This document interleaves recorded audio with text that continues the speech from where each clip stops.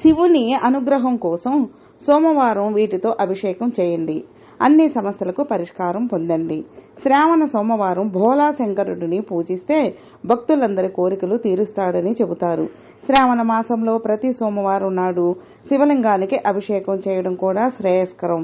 దీనితో పాటు శివుడిని ప్రసన్నం చేసుకోవడానికి, అతని ఆశీస్సులు పొందడానికి అనేక నియమాలు ఉన్నాయి. అవి ఏమిటంటే, జ్యోతిషుల ప్రకారం శ్రావణ సోమవారం నాడు మహాదేవుడు పార్వతీదేవి సన్నిధిలో కుంకుమ పువ్వు కలిపిన పాలను నైవేద్యంగా సమర్పించడం ద్వారా ఏడాది పొడవునా సంపదలు చేకూరుతాయి.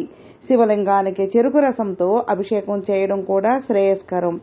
ఈ పరిహారాన్ని అనుసరించడం వల్ల ఆనందం, శ్రేయస్సు పెరుగుతుంది.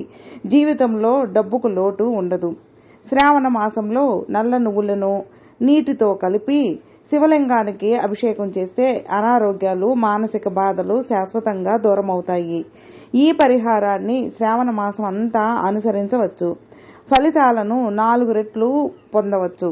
శివయ్యను శాంతింపజేస్తే వైవాహిక జీవితంలో సుఖ సంతోషాలు, సంబంధాలు చెక్కుచెదరకుండా ఉంటాయి. వైవాహిక జీవితం బలపడాలంటే భార్యాభర్తలు శ్రావణ మాసంలోని అన్ని సోమవారాల్లో శివుడు, పార్వతీదేవికి పంచామృతంతో అభిషేకం చేయాలి. ఎన్ని ప్రయత్నాలు చేసినా పెళ్లి కుదరకపోతే శ్రావణ మాసంలోని ప్రతి సోమవారం ఉపవాసం ఉండాలి. నీళ్లతో నిండిన పాత్రలో కొద్ది మొత్తంలో గంగాజలం కలిపి శివలింగానికి అభిషేకం చేయవచ్చు. దీన్ని అనుసరించడం వల్ల వివాహం కుదిరే అవకాశాలు పెరుగుతాయి. ఉద్యోగం, వ్యాపారం అభివృద్ధికి ప్రత్యేక నివారణలు కూడా ఉన్నాయి. పండితులు చెప్పిన ప్రకారం శ్రావణ మాసం అంతా శివపార్వతులను పూజించండి. శ్రావణ మాసం చివరి సోమవారం నాడు పార్వతీదేవికి వెండి పాదాలను సమర్పించండి. ఇలా చేయడం వలన ఉద్యోగ వ్యాపారస్తులకు ఆర్థిక ఇబ్బందులు ఉంటే తొలగిపోతాయి. ఉద్యోగం పొందడానికి పోటీ పరీక్షల్లో విజయం కోసం ప్రతి శ్రావణ మాసంలో సోమవారం నాడు శివలింగానికి 11 మొత్తం బిల్వపత్రాలను, తేనె సమర్పించవచ్చు. ఇలా చేయడం వలన శుభ ఫలితాలను పొందుతారు. అలాగే శివుని ఆరాధనకు శ్రావణ మాసం సోమవారం నాడు చాలా పవిత్రమైనది. శ్రావణ మాసంలో శివలింగంపై బిల్వపత్రాన్ని సమర్పించేటప్పుడు కొన్ని విషయాలను గుర్తుంచుకోండి. పొరపాటున కూడా ఈ తప్పులు చేయవద్దు. శ్రావణ మాసం ఆగస్టు 5వ తారీఖు నుంచి ప్రారంభం కాబోతుంది. ఈ మాసంలో శివుని ఆరాధనకు చాలా ప్రాముఖ్యత ఉంది. శ్రావణ మాసంలో సోమవారం ఉపవాసం పాటించడం, శివలింగంపై నీరు, బిల్వపత్రం, పచ్చిపాలు, బంగ్, సెమి ఆకులతో సహా అనేక వస్తువులను సమర్పించడం చాలా శుభప్రదంగా పరిగణిస్తారు. ఇది శివుడిని ప్రసన్నం చేసుకునేందుకు ఉత్తమైన మార్గం. భక్తులకు ఐశ్వర్యం, ఆనందం, శ్రేయస్సును ప్రసాదిస్తుందని నమ్ముతారు. బిల్వపత్రం శివునికి చాలా ప్రీతికరమైనది. ఈ పత్రాలు సమర్పించకుండా శివుని పూజ అసంపూర్తిగా ఉంటుందని భావిస్తారు. శివారాధన సమయంలో ప్రతిరోజు శివలింగంపై బిల్వపత్రాన్ని సమర్పించడం ద్వారా వ్యక్తి అన్ని దుఃఖాల నుండి విముక్తి పొంది జీవితంలో ఆనందం, శ్రేయస్సు, సంతోషం కలిగి ఉంటాడని చెబుతారు. అయితే శివలింగానికి బిల్వపత్రాలు సమర్పించే ముందు కొన్ని నియమాలు తెలుసుకోవాలి. ఈ తప్పులు పొరపాటును కూడా చేయకూడదు. శివలింగంపై బిల్వపత్రాలు సమర్పించేందుకు నియమాలను తెలుసుకుందాం.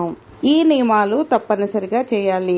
3 ఆకులతో కూడిన బిల్వపత్రాన్ని ఎల్లప్పుడూ శివలింగంపై సమర్పించాలి. బిల్వపత్రాన్ని అందిస్తున్నప్పుడు దాని ఆకులను కత్తిరించకూడదు లేదా నలిగిపోకూడదు అని గుర్తుంచుకోండి. శివలింగంపై 1, 5, 11 లేదా 21 బిల్వ ఆకులను సమర్పించడం శుభ ఫలితాలను ఇస్తుంది. బిల్వపత్రాలు సరైన సమయంలో అందుబాటులో లేని పక్షంలో గతంలో శివలింగంపై సమర్పించిన వాటిని శుభ్రంగా కడిగి మళ్లీ శివలింగంపై సమర్పించవచ్చు.